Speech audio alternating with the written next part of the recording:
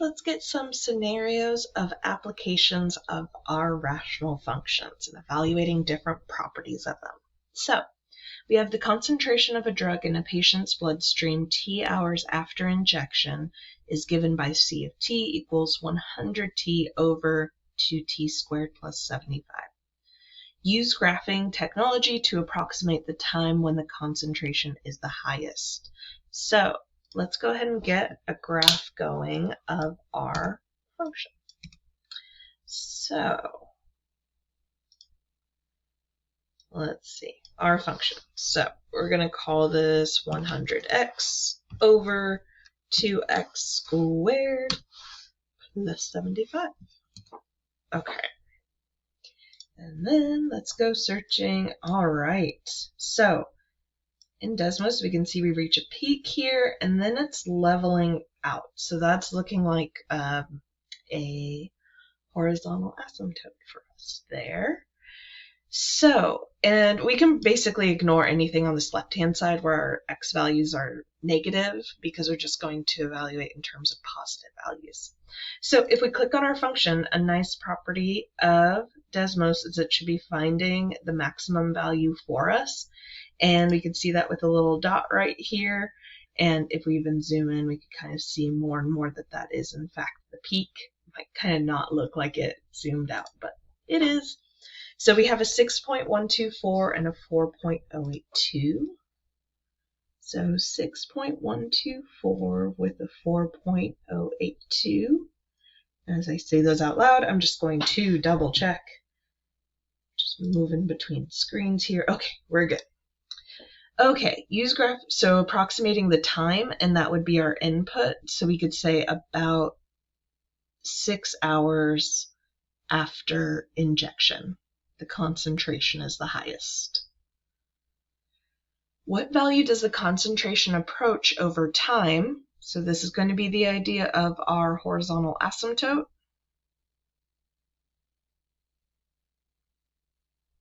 And when does it reach this value? So looking at our function, we have 100t over 2t squared plus 75. Now the degree of the denominator is more than the degree of the numerator. So this is where we're going to be approaching 0 in the long run. So with that, let's go ahead and say we are, concentration is approaching 0 milligrams. They're not giving us units here, so just 0 in the long run, or over time. Let's just copy the wording they use there. Now, if we want to see when does it equal 0, well, if we try to solve for this, something's going to happen where if I multiply both sides, I have 0 equals 100t, divide both sides by 100, and we're getting t equals 0, which is at the time of injection. So this isn't what's happening over the long run. So this is just to kind of emphasize the idea of approaching, and in the long run we're getting closer and closer to 0, but it's never going to quite reach 0. No matter how far we go out there, it's going to get closer and closer, but always be just a little above. Even out here, what, 0.36 concentration, and it's getting smaller, but it's not going to reach 0. The only time it's at 0 is when time's beginning right before the injection. So, just the idea of the horizontal asymptote, and that doesn't necessarily reach that value, it just gets infinitely close to it in the long run.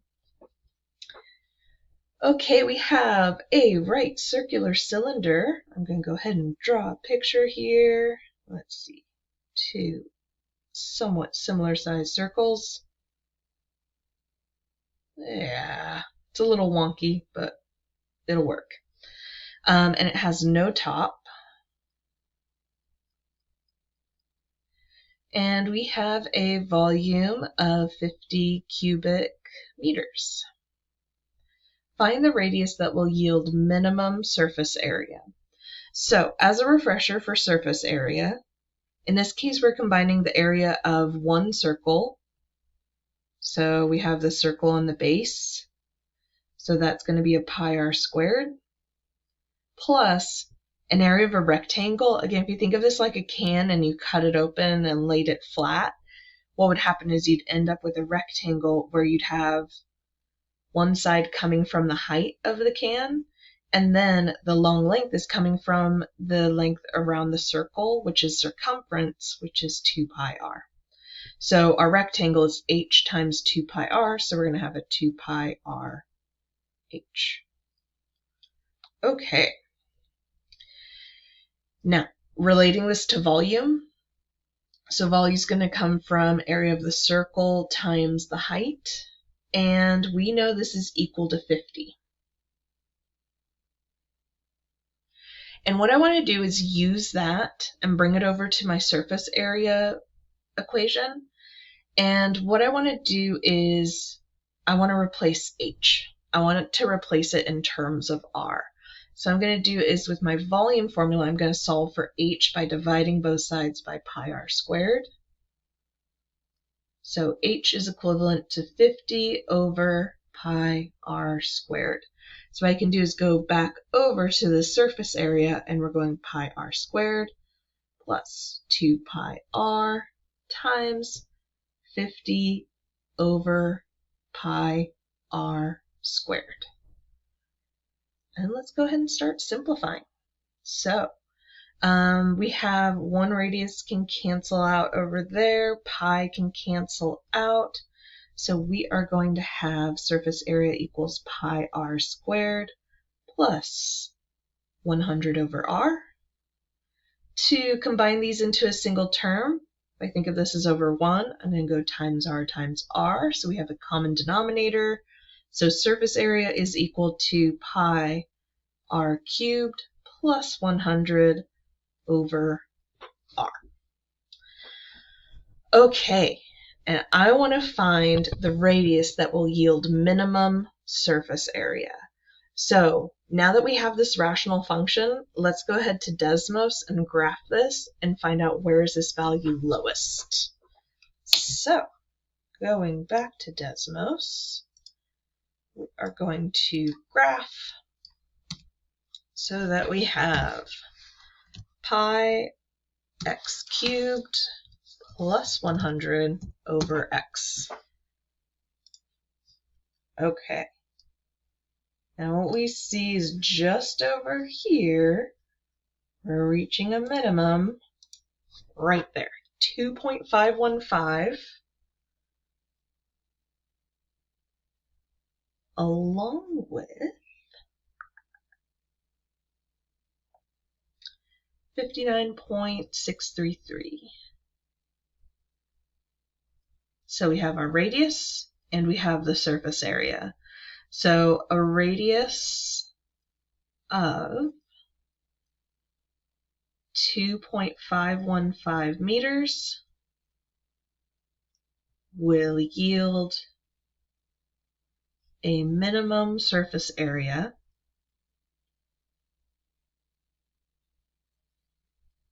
of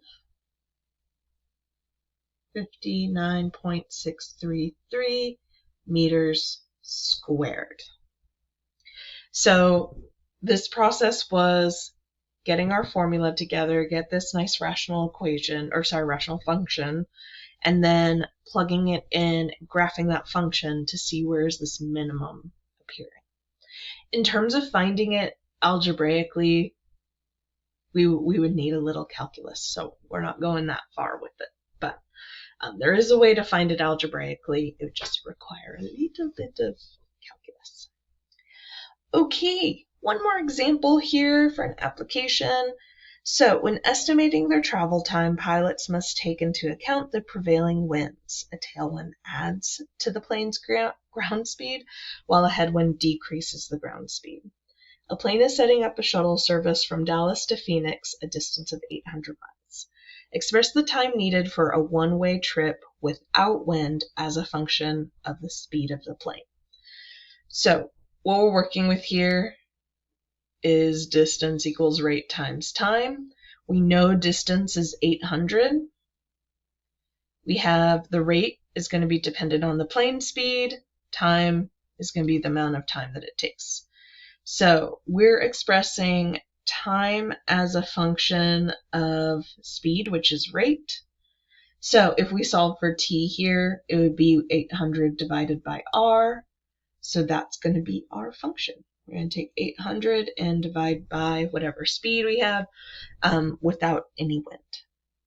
Suppose there's a prevailing wind of 30 miles per hour blowing from the west. Write the expression for the flying time from Dallas to Phoenix and from Phoenix to Dallas. Okay, so going Dallas to Phoenix, that would be heading westward. And if the prevailing wind is blowing from the west, this means it's slowing us down. So I'm just making a note that we're going slower there because the wind is going the opposite direction of the plane. So to get time for this one, we're going to go 800, and then whatever the ground speed is of that plane, we need to take away 30 miles per hour because of the wind. Whereas if we're going Phoenix to Dallas, yes, sorry, I'm just checking. So it's blowing from the west, so it means it's going from the west to the east. I just needed to make sure. And Dallas to Phoenix would be going east to west. Here we're going west to east, so we're traveling eastward. So I had to sort that out in my head, which means we're going to be going faster. So with this, we're going to take 800 and then the ground speed of the plane, but add 30 miles per hour. Write an expression for the round trip flying time excluding stops with a 30 mile per hour wind from the west as a function of the plane's speed. So with this, we're just combining the two trips together. So our overall time for this round trip flight would be the 800 over r minus 30 plus 800 over r plus 30. Now to make this nice and simplified, let's go ahead and get common denominators. This would be times r minus 30 times r minus 30 times r plus 30 times r plus 30. So in the numerator, we're going to have 800 r plus 24,000 plus 800 r minus 24,000, all over r squared minus 900, multiplying that out. So simplifying that all together, we should have 1600 r over r squared minus 900 for our round trip flight. Okay, some scenarios there with our rational functions and context with applications.